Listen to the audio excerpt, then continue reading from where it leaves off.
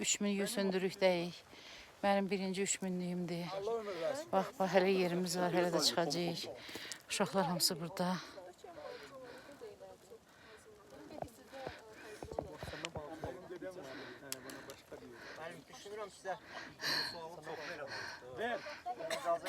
Dağın başında sigaret çəkənə var.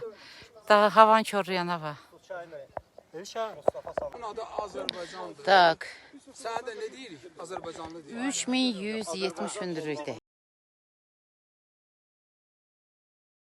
Politika. Niyə çıxıb dağdan danışasınız? Çəkirəm sən. Salam. Salam.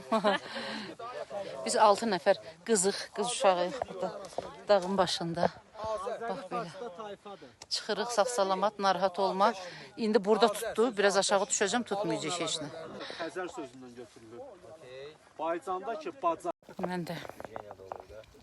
Mən də bax, buralardayım. Kimdir bana bir şey diyor. Sorulardı. Qatın üstündə oturmuşsansa. Sorulardı dedim ben.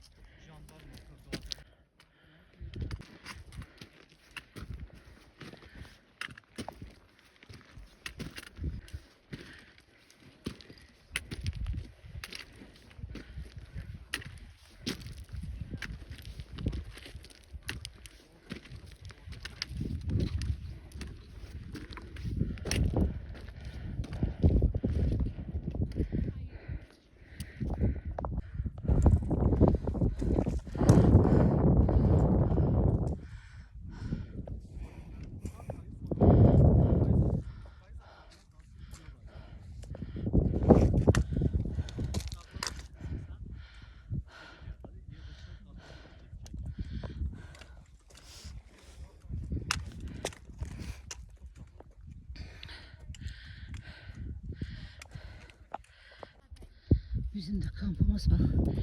Dağların arasındaydı. Gel. Ne dert işler? Yorulmam biraz. Bir de botum incidir ama yaxşıdır. Niye? Dardı yoksa? Baban istəsin. O çətin şey. Yani dalda bir mənzərə var. Bir bulutlar var. Çatacağız. Biz onlara da çatacağız. Onlardan da o yüzden gideceğiz. Niye getmirik?